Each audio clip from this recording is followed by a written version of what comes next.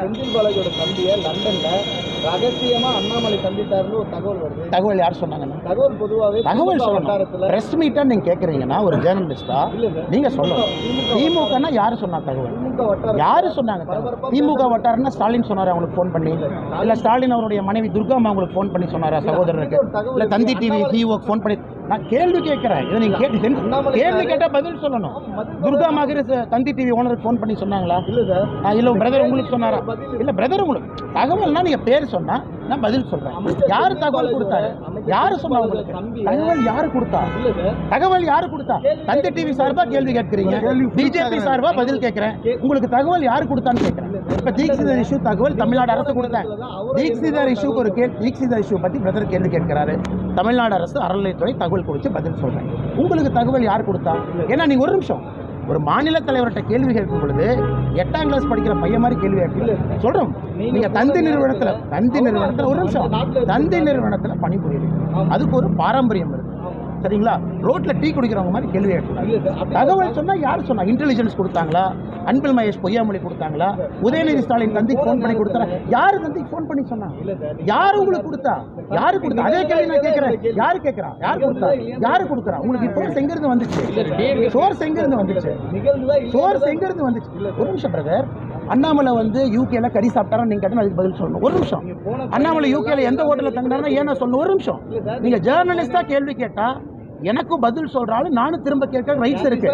யாரு உங்களுக்கு கொடுத்தா? ஜேர்னலிஸ்டா கேட்கல. யாரு கேட்டா? யாரு கொடுத்தா? யாரு கொடுத்தா? அப்ப தகவல் போய் நீங்களே நான் தூங்கும்போது இமேஜின் பண்ணீங்களா? காலைல கனவு வந்துச்சா? ஒரு நிமிஷம். உங்களுக்கு காலைல கனவு வந்துச்சா? ஒரு நிமிஷம். அதே நான் கேட்கிறேன். காலையில உங்களுக்கு கனவு வந்துச்சா? நீங்க சொல்லுங்க. அண்ணே காலைல கனவு வந்துச்சுன்னு சொல்லுங்க, பதில் சொல்றேன். காலையில உங்களுக்கு கனவு வந்துச்சா? தூங்கும்போது கனவு வந்துச்சா? இல்லையான எதுக்கு சொல்லணும்? யார் உங்களுக்கு சோர்ஸ் கொடுத்தா சொல்லுங்க. யாரு சோர்ஸ் கொடுத்தா சொல்லுங்க.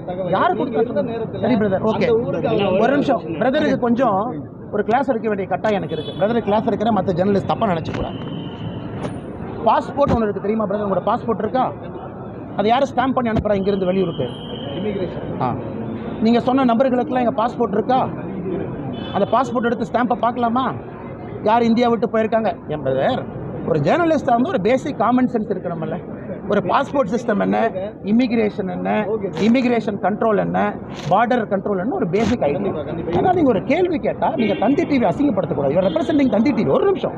ஒரு வியூவர்ஸ் பார்க்குறவன் ஏன்னா தந்தி டிவியில் இந்த மாதிரி ஜேர்னலிஸ்ட்லாம் இருக்காங்களே நினைக்கக்கூடாது. when you represent a TV, uphold your TV. ஏங்க பிரதர், நீங்க கேட்ட கேள்வியில் என்ன நியாயம் இருக்கு? நீங்க சொல்லுங்க. இத்தனை பேர் ஜேர்னலிஸ்ட் இருக்காங்க. ஒரு நிமிஷம். கேட்ட கேள்வி நியாயம் இருக்கு. எவ்வளவு சீரியஸா பேசிட்டு இருக்கோம். ஒரு நிமிஷம். அவர் எங்க இருக்காரு? நான் எங்க இருக்கேன்? பாஸ்போர்ட்டுங்கிறது என்ன, இமிகிரேஷன்ங்கிறது என்ன? ஒரு நிமிஷம். தகவல் யாரு கொடுத்தா நான் கேட்கிறேன். தகவல் யாரு கொடுத்தா? ஒரு நிமிஷம். நீங்க கேட்கிற கேள்வி முட்டாள்தனமா இல்லை. இதை யாராச்சும் ஒரு பார்க்குற ஒருத்தர் நல்ல கேள்வி நான் கேட்பானா?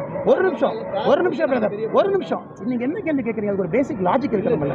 என்ன ஒரு பேசிக் உங்க கேள்விக்கு என்ன லாஜிக் இருக்கு? என்ன லாஜிக் இருக்கு அந்த கேள்வி? என்ன லாஜிக் இருக்கு? என்ன வாழ்க்கையில தவறு? சரி நான் சொல்றேன் அண்ணே, நேற்று காலையில நீங்க திமுக 1000 ரூபாய் பணம் வாங்கினீங்க. எனக்கு தகவல் வந்துச்சு. இல்லையா பொய்யான்னு சொல்லுங்க. நான் கேட்கிறேன் சொல்லுங்க. நேற்று இல்ல நீங்க கேட்கிற அதே கேள்வி கேட்கிறேன். திமுக காரன் நேற்று காலையில் திமுக உங்களுக்கு 1000 ரூபாய் பணம் கொடுத்து இந்த கேள்வியை கேளுங்கன்னு சொன்னாங்க. நீங்க இல்லைன்னு சொல்லுங்க. நீங்க இல்லைன்னு சொல்லுங்க. மகேஷ் 1000 ரூபாய் வாங்கி இருப்பாரு இல்ல, உங்களுக்கு தெரியுமா தெரியாதா? அதே மாதிரி அண்ணாமலை பாத்துருப்பாங்க, உங்களுக்கு தெரியுமா தெரியாதா? ஒரு நிமிஷம். அண்ணாமலை பாத்துருப்பாங்க, உங்களுக்கு தெரியுமா தெரியாதா? மகேஷ் நீங்க கேட்ட அதே கேள்வி திரும்பி நான் கேட்கிறேன். மகேஷ் தந்தி டிவி சார்பா 1000 ரூபாய் வாங்கினாரு நான் கேட்கிறேன். நீங்க இல்லைன்னு ப்ரூவ் பண்ணுங்க. அந்த மாதிரி தான் உங்க கேள்வி. கேள்விக்கு ஒரு லாஜிக் இருக்கணும், கேள்விக்கு ஒரு பதில் இருக்கும். யாரு கோவப்படுறாங்க? முட்டாள்தனமான ஆர்குமெண்ட் கோவப்பட்டா இது அரசீற்றம், இது நடக்கணும். நானே கை கட்டி நீங்க கேட்கிற கேள்விக்கெல்லாம் பதில் சொல்றதுக்கு வந்திருக்கேன். ஒரு மனிதனுக்கு அரசீற்றம் இருக்கணும். நீங்க என்ன வேணாலும் கேட்பீங்க, காமெடி மாதிரி நான் பதில் சொல்லி என்ன கை தட்டி மக்கள் சிரிக்கிறக்காங்க பிரஸ் மீட் பண்ணிட்டு இருக்கோம். Serious business. என்ன வேலையெல்லாம் வந்து பிரஸ் மீட் பண்ணிட்டு இருக்கமா? 16 மணி நேரம் ஃபிளைட்ல வந்து வேலையெல்லாம் பேசிட்டு இருக்கேனா? பிரஸ் மீட் நான் கூப்பிட்டேன்னா உங்களுக்கு மரியாதை கொடுத்து நான் பிரஸ்ல பேசிட்டு இருக்கேன். கேள்வி மரியாதையா இருக்கணும் பிரதர். இந்த மாதிரிலாம் கேட்டீங்கன்னா திரும்ப என் பதிலும் அநாகரிகமா இருக்கு. நீங்க உங்களுக்காக வந்து எல்லாம் கேட்கறீங்க, பதில் சொல்றேன். நீங்க லண்டன்ல போய் ஒருத்த பார்த்தீங்கன்னா நான் கேட்கிறேன், உங்களுக்கு தகவல் கொடுத்தது யார்? எங்களுக்காக நீங்க நின்னதெல்லாம் ஓகே. நீ கேள்வி இந்த மாதிரி கேட்டா என் பதில் அப்படித்தான் இருக்கு. நீ கேள்வி என்ன கேட்குறீங்க? What is the logic in asking? வணக்கம் இந்து சொந்தங்களே. திருநெல்வேலி மாவட்டம் நாங்குநேரி தாலுகா ஆண்டார்குளம் கிராமத்திலேருந்து நாங்கள் பேசுகிறோம். இது வந்து ஒரு ஃபேமஸான சிவன் கோயில். இந்த சிவன் கோயில் வந்து ஒரு காட்டுப்பகுதிக்குள்ளே இருக்குது. இதை வந்து புனரமைக்காமல் பல காலமாக பாதிப்பான சூழ்நிலையில் உள்ளது. இதில் பார்த்திங்கன்னா நிறையா நாகங்கள் வந்து குடிபோகும், நிறையா மயில்கள் வந்து அடைகிறது. பல விசித்திரமான கோயில் இந்த கோயில்.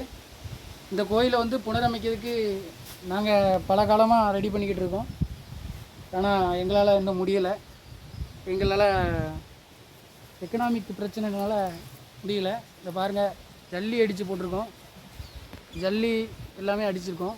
மேலே சீட்டு பாருங்கள், மேலேருந்து பனங்காயாக விழுந்து சீட்லாம் நொறுங்குது.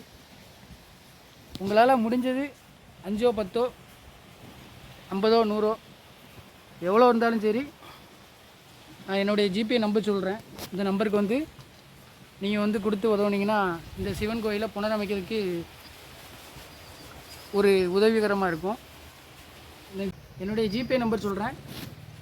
உங்களால் முடிஞ்சது 5 10 50 100 விருப்பம் உள்ளவங்க உதவி பண்ணுங்கள். 93 85 44 31 06 இந்த நம்பருக்கு உங்களால் முடிஞ்சது இந்த கோயிலை புனரமைக்கிறதுக்காக, ஒரு இறை அருள் பெறுவதற்காக நீங்கள் வந்து உதவி பண்ணிங்கன்னா கொஞ்சம் நல்லாயிருக்கும். நன்றி.